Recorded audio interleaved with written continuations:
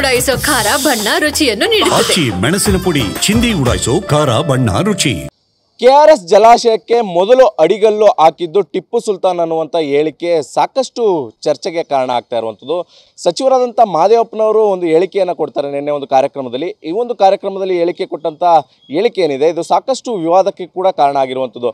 ಅವರು ಹೇಳುವ ಪ್ರಕಾರ ನಾವೀಗ ಕೆಆರ್ಎಸ್ ಜಲಾಶಯದ ಹೆಬ್ಬಾಗಿಲೇನಿದೆ ಹೆಬ್ಬಾಗಿಲಿನಲ್ಲಿದ್ದೇವೆ, ಹೆಬ್ಬಾಗಿಲಿನ ಬಳಿಯೇ ಒಂದು ಶಿಲಾಫಲಕ ಇದೆ ಅಂತ ಹೇಳಿದರು. ಆ ಶಿಲಾಫಲಕ ಕೂಡ ಈಗಲೂ ಕೂಡ ಇರುವಂಥದ್ದು. ಅಂದರೆ ಟಿಪ್ಪು ಸುಲ್ತಾನ್ ಈ ಒಂದು ಕೆಆರ್ಎಸ್ ಜಲಾಶಯ ಏನಿದೆ ಅಥವಾ ಕನ್ನಂಬಾಡಿ ಕಟ್ಟೆ ಅಂತ ಏನು ಹೇಳಲಾಗ್ತದೆ, ಈ ಒಂದು ಕಟ್ಟೆಯನ್ನು ಕಟ್ಟಲಿಕ್ಕೆ ಮೊದಲು ಅಡಿಗಲ್ಲು ಹಾಕಿದ್ದು ಟಿಪ್ಪು ಸುಲ್ತಾನ್ ಅನ್ನುವಂಥದ್ದು ಹೇಳಿಕೆ ಸಾಕಷ್ಟು ಚರ್ಚೆ ಆಗ್ತಾ ಇರುವಂಥದ್ದು. ಇಲ್ಲೊಂದಷ್ಟು ಶಿಲಾಫಲಕದಲ್ಲಿ ಒಂದಷ್ಟು ವಿಚಾರಗಳು ಕೂಡ ಇರುವಂಥದ್ದು. ಈ ವಿಚಾರಗಳನ್ನ ಗಮನಿಸ್ತಾ ಹೋದರೆ ಈ ಒಂದು ಕಾರ್ಯಗಳು ಪ್ರಾರಂಭವಾದ ದಿನ ಅನ್ನುವಂಥದ್ದು ಮತ್ತು ಈ ಒಂದು ಅಣೆಕಟ್ಟೆಯ ಸರ್ವೇಷನ್ ಭಗವಂತನ ಅನುಗ್ರಹದಿಂದ ಈ ಒಂದು ಶಾಶ್ವತವಾಗಿ ಉಳಿಯಲಿ ಅನ್ನುವಂಥದ್ದು ವಿಚಾರ. ಮತ್ತು ಇದನ್ನು ಮೊದಲು ಕಟ್ಟಿದ್ದು ಅಂದರೆ ಅಡಿಗಲ್ಲು ಹಾಕಿದ್ದಂಥವರು ಟಿಪ್ಪು ಸುಲ್ತಾನ್ ಅನ್ನುವಂಥದ್ದಕ್ಕೆ ಇಲ್ಲೊಂದಷ್ಟು ಬರಹಗಳಿದೆ. ಅದರ ಜೊತೆಗೆ ಪರ್ಷಿಯನ್ ಭಾಷೆಯಲ್ಲೂ ಕೂಡ ಒಂದು ಶಿಲಾಫಲಕ ಇದೆ.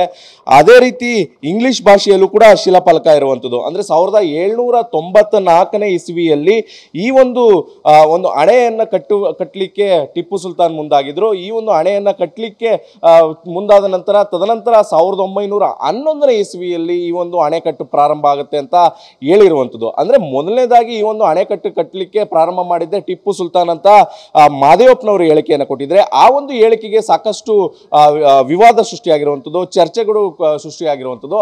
ಆದರೆ ಒಂದು ವಿಚಾರ ಗಮನಿಸಬೇಕಾದ್ರೆ 1794ರಲ್ಲಿ ಆರಂಭ ಆಗುತ್ತೆ. 1994ರಲ್ಲಿ ಆರಂಭ ಆದರೆ ಮತ್ತೊಂದು ವಿಚಾರ ಅಂತಂದರೆ ಇಲ್ಲಿ 1910ರಿಂದ 12 ಅಂದರೆ 1912ರಲ್ಲಿ ವಿಶ್ವೇಶ್ವರಯ್ಯನವರು ಈ ಒಂದು ಇಂಜಿನಿಯರಿಂಗ್ ಕೆಲಸ ಮಾಡಿದ್ದಾರೆ. ಅಂದರೆ ಅಲ್ಲಿಂದನೇ ಪ್ರಾರಂಭ ಆಗಿದೆ ಅನ್ನುವಂಥ ದಾಖಲೆ ಇದೆ.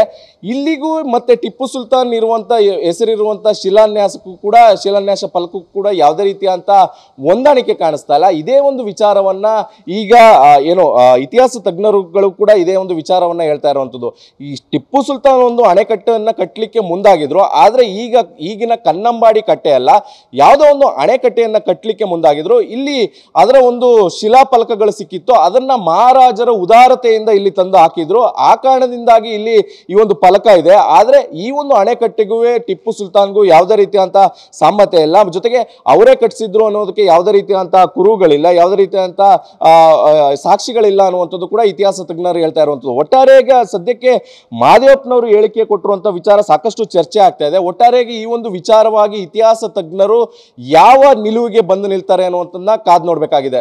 ಕ್ಯಾಮ್ರಾ ಪರ್ಸನ್ ಗುರುರಾಜ್ ಜೊತೆ ದಿಲೀಪ್ ಚೌಡಲಿ, TV9 KRS.